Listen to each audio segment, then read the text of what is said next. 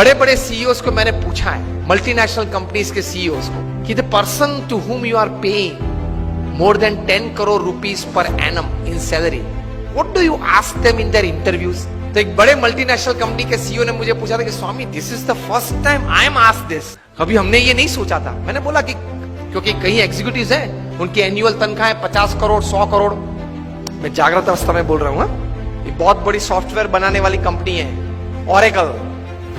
Oracle company है। आप net पे जाके ऑरेकल खोलना, एलिसन नाम डालना और उनकी तनख्वाह आप देखना। पिछले 5 साल की उनकी एवरेज तनख्वाह है $400 million per year. Silence. $400 million, $1 million मतलब 65 करोड़ गिन लो, चलो राउंड फिगर 70 करोड़ गिन लो। $1 million is $10 lakh is 7 crore rupees. So 400 million is 2800 crore rupees per annum salary. अब देख लेना, मैं नाम देता हूँ, Allison, ELLISON, he is the CEO of Oracle. अब नाम देख लेना। अभी परसों ही आपने सुना होगा सुंदर पिचाई का, गूगल के सीईओ, पर डे की सैलरी 3.5 करोड़। परसों ही न्यूज थे, हाँ 2 दिन पहले न्यूज थे। लास्ट ईयर फाइनेंशियल ईयर की पूरी सैलरी उनकी 1285 करोड़ थी। हम दिल्ली में एक फंक्शन में साथ में थे, मंच पे बैठे थे। मैंने उनको पूछा कि दोज एग्जीक्यूटिव्स हुम यू पे मोर देन 10 करोड़ और 25 करोड़, उनको इंटरव्यू में आप पूछते क्या हो? क्योंकि उनके पास डिग्रीज तो एक्स्ट्रा ऑर्डिनरी है। He is a double MBA from LSE और हार्वर्ड। एकेडमिक्स तो पूछना नहीं है। इतनी बड़ी तनख्वाह देते हो तो वो 10-15 साल का अनुभव तो है उसको। 10-15 साल में उसने 50,000 करोड़ 1 लाख करोड़ मैनेज किए हैं, हर साल टर्नओवर किया है। ऐसी कंपनीज में ही बड़ी बड़ी पोजीशंस में वे रहे हैं। तो उनको नेटवर्किंग में पूछना नहीं है, एडमिनिस्ट्रेशन में पूछना नहीं है, HR में पूछना नहीं है, मैनेजमेंट में पूछना नहीं है, ग्रोथ के बारे में आपकी क्या सोच है वो पूछना नहीं है।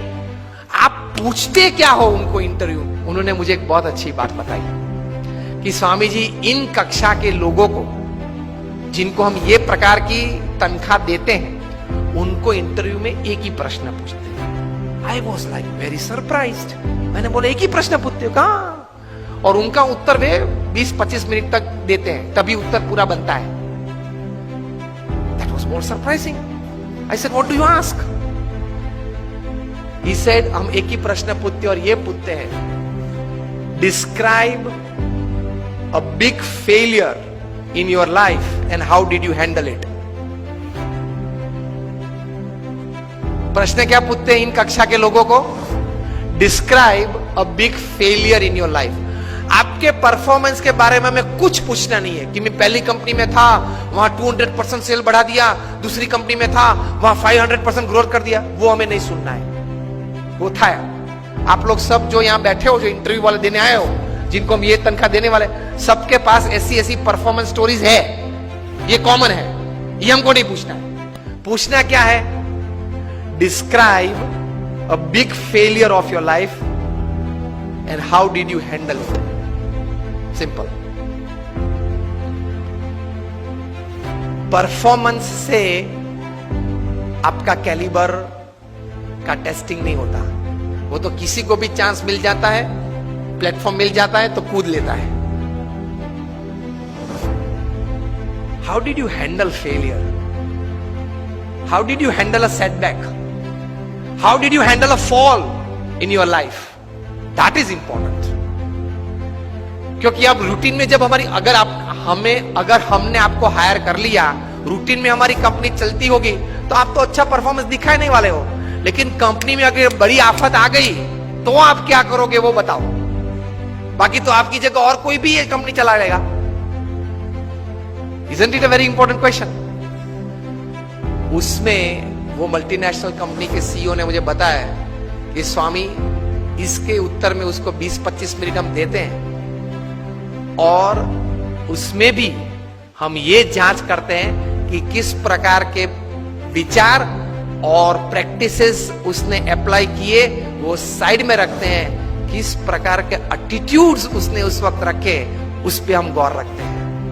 What we see in his answer is not what he thought during failure, not practicals what he applied to come out of that failure. What we see is what type of attitude he kept when he was a failure, when he met failure in his life.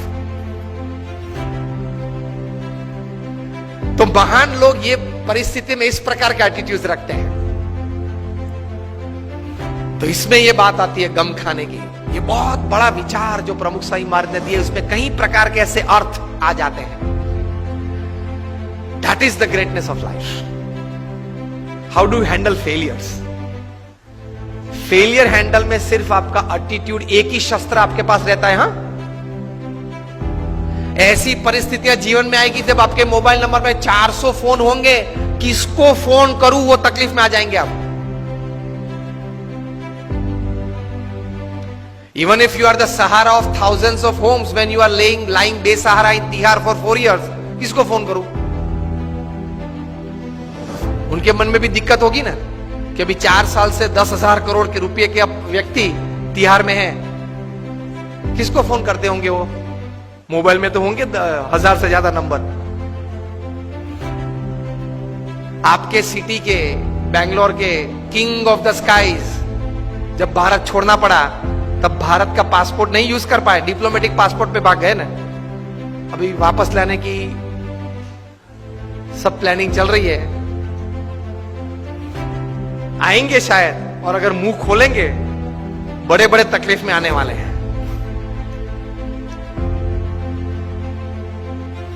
तो failures जब आते हैं तब attitudes किस प्रकार का रखते हैं, that is very important in life. Blame game चालू हो जाती है। तो ये व्यक्तिगत जीवन में है। तीसरा एक बात कार्य दृष्टि से, कि कर्म करना हमारा अधिकार है, फल पे हमारा अधिकार नहीं है। If there are 100 things which are in your control that you can effect the end result, there are 1000 factors which are not in your control which can negatively effect the end result.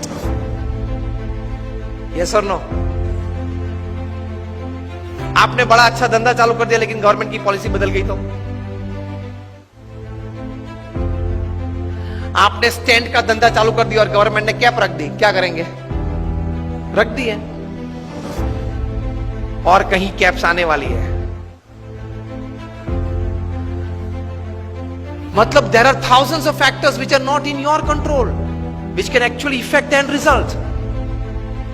इसलिए श्रीमद् भगवद गीता में भगवान श्री कृष्ण ने लिखा है कि you do your job in the best knowledge and the best practices that you have, and result Lord Krishna says I will decide.